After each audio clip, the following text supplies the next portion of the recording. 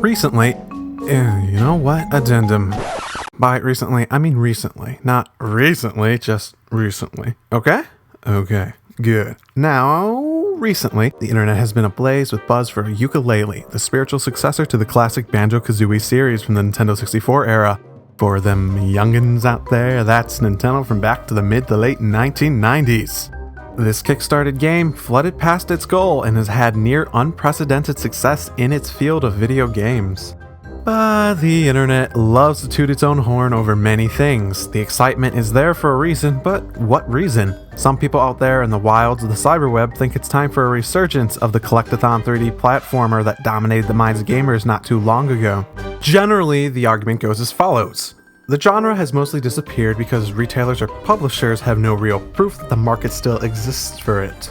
With the success of Yooka-Laylee in the Kickstarter realm, publishers are bound to realize that the desire for these games is still thriving within their potential install bases. Now, it's an interesting theory and one worth putting up to a magnifying lens to see if it has much merit. Did the genre mostly disappear because publishers simply stopped seeing a thirst for these types of games in gamers anymore? Well, yeah, that actually holds up. As the PS3 and 360 pushed new heights of gaming tech, swarms of new customers were gripped and pulled towards new experiences not really explored in earlier generations. The markets for 3D platformers dwindled to what we see today. Now, does Yooka-Laylee's success demonstrate a desire for these games to the point a publisher would want to start publishing them again? Here, I see a bit more uncertainty.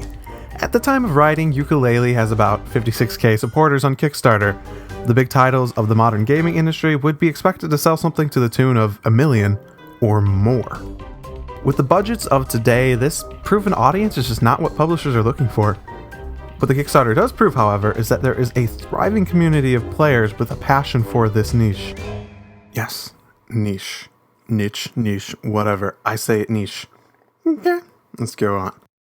Looking back at the recent decade for the 3D platformer genre, success stories are basically non-existent for new IPs. Series like Mario and Ratchet had typically been on the forefront, but they've also been held up by their lasting fan bases. As far as anyone can really tell, the general fan base for the genre has been satisfied by being mixed into newer genre movements, or they are people who were totally reliant on major brand nostalgia and that's the only reason they play those genres anymore. Yooka-Laylee may not prove that Conkers or the Banjos of the world are ready to jump back into stride, but it does a fair bit to prove that there is a market with enough money to spend, all to the point that publishers can throw away the argument of whether it's worth it and start discussing what sort of budget these passionate fans justify.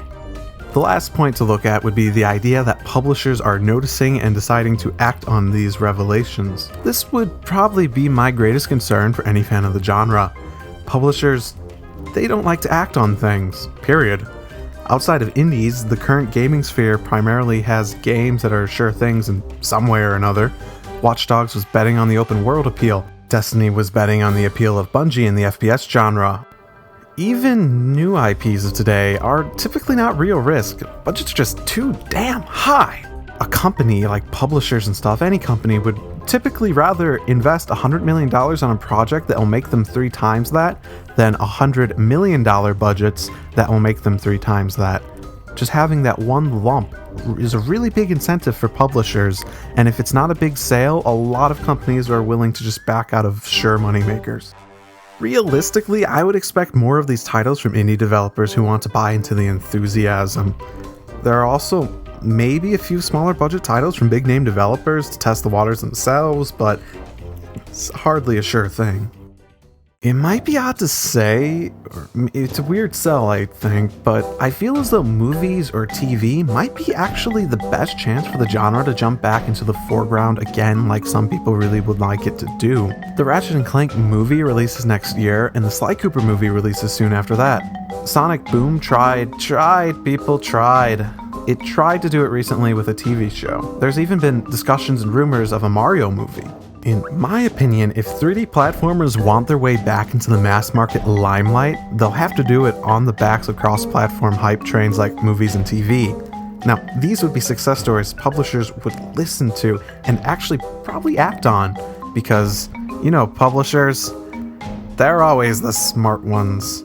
Now, as far as I know, Yooka-Laylee could go on selling like 5 million billion copies and then proceed to prove me wrong in every way and form.